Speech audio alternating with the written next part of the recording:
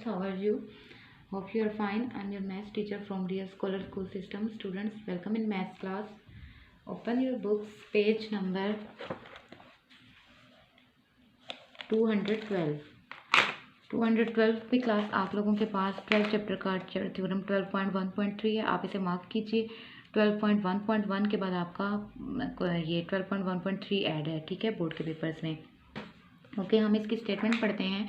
The right bisector of the sides of triangle are concurrent. The right bisector of the sides of triangle are concurrent.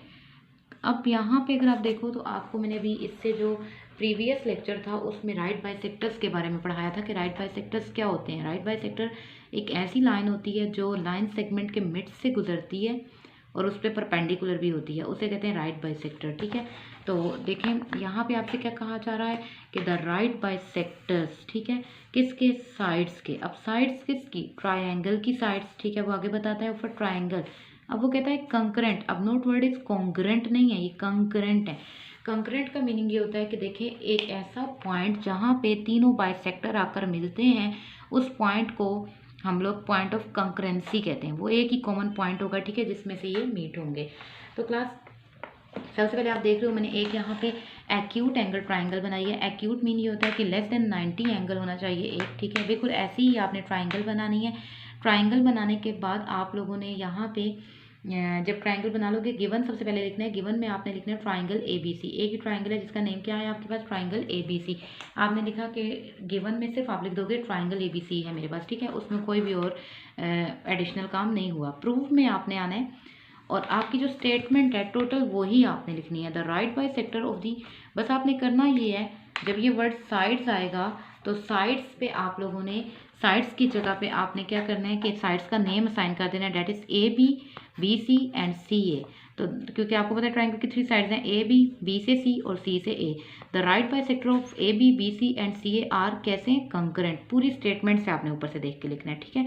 Full line आपके पास ये आएगी. The right bisector of the sides of triangle are concurrent. सिर्फ sides की जगह आपने sides के name assign करने हैं, AB, BC एंड CA. ये हो गया प्रूफ. अब हम आएंगे कंस्ट्रक्शन. कंस्ट्रक्शन में हम ड्रॉ करेंगे राइट बाइसेक्टर्स, ठीक है. राइट बाइसेक्टर्स हम 2 साइड्स के ड्रॉ करेंगे, AB और BC के. अब देखें मैंने आपको इससे प्रीवियस लेक्चर जिन बच्चों ने लिया उनको मैंने राइट बाइसेक्टर्स ड्रॉ करने बताए हैं, ठीक है. राइट बाइसेक्टर्स कैसे ड्रॉ होते हैं. अगर आपके पास ये, अगर आप देखो AB, it's a line segment, ठीक है, ये एक लाइन सेगमेंट है. इसी तरह BC भी एक लाइन सेगमेंट है. अब AB का राइट बाइसेक्टर क्या होगा, जो इसके मिड पॉइंट से पास होगा. और BC का राइट बाइसेक्टर क्या होगा, जो इसके मिड पॉइंट से मार्क होगा, ठीक है. मिड पॉइंट हमें नजर आ रहा होता है, हम उसमें से उसका राइट बाइसेक्टर पास करवाते हैं. अब देखिए सबसे पहले मैं इसका राइट बाइसेक्टर ड्रॉ करती हूँ, ठीक है. इसका मैं right bisector with the help of dotted line draw कर रही हूँ. This one is the right bisector of AB, ठीक है.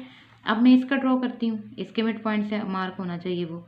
तो दिस वन इज, अब जहाँ पे राइट बाइसेक्टर मीट करते हैं that is called a point O, ठीक है.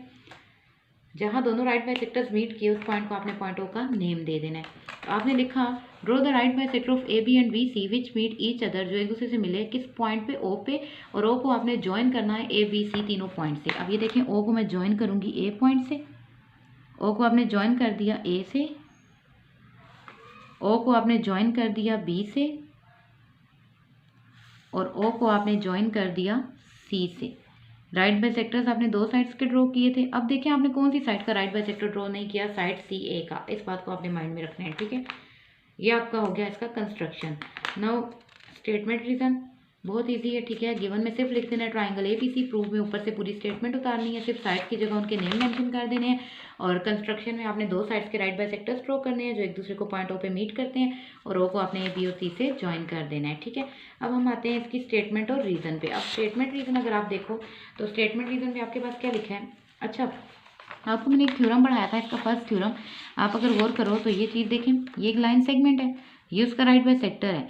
राइट बाइसेक्टर पे कोई भी पॉइंट हो वो इक्वी डिस्टेंट था उसके एंड पॉइंट से. यानी यहाँ पे मैंने पॉइंट P लिया था, PA और PB इक्वी डिस्टेंट था, मैंने प्रूफ किया था फर्स्ट थ्योरम में. इसी तरह ये अगर राइट बाइसेक्टर पे क्या पॉइंट है, पॉइंट O है. O जो है वो इक्वी डिस्टेंट है A से और O इक्वी डिस्टेंट है B से, ठीक है. क्योंकि राइट बाई सेक्टर के ऊपर कोई भी पॉइंट लिया जाए, राइट बाई सेक्टर के ऊपर कोई भी पॉइंट लिया जाए तो वो लाइन सेगमेंट के एंड पॉइंट से क्या होता है, इक्वी डिस्टेंट, बराबर फासले पे होता है, ठीक है। इसी तरह से अगर आप इसको देखो तो ये जो बी सी है इसका राइट बाई सेक्टर ये जा रहा है, ठीक है। राइट बाई सेक्टर पे क्या पॉइंट है, पॉइंट ओ है, तो पॉइंट ओ क्या होगा, पॉइंट ओ इक्वी डिस्टेंट होगा इस लाइन सेगमेंट जिसका राइट बाई सेक्टर है उस लाइन सेगमेंट के एंड पॉइंट से, बी और सी से। तो ओ बी जितना होगा उतना ही क्या होगा, ओ से लेकर सी। तो क्या वेरीफाई होगा कि जो ओ ए है वो इक्वल है ओ बी, और ओ बी किसके इक्वल है, ओ सी। तो हम इसे लिखते हैं ओ ए कॉन्ग्रेंट है ओ बी कॉन्ग्रेंट है ओ सी। तो उसके बाद ओ, अब आप इन दोनों को अगर कंपेयर करो तो ये देखो ओ बी ए बी इनमें सेम है, तो ओ ए किसके कॉन्ग्रेंट हो जाएगा, ओ सी के। तीनों आपके पास इस तरह से आ जाएंगे। तो सबसे पहले आप लोगों ने लिख दिया O A congruent to O B because every point on या each point on right bisector of a line segment, right bisector किसका होता है, लाइन सेगमेंट का, is equidistant from point A and B, ठीक है, from and points, ठीक है। इसी तरह से फिर सिमिलरली ओ बी किसके कॉन्ग्रेंट हो जाएगा, ओ सी के। तो because every point on the right bisector of a line segment is equidistant from its and points, ठीक है, एज इन वन। जो आप 1 में दोगे वही आप इसमें 2 में दे दोगे।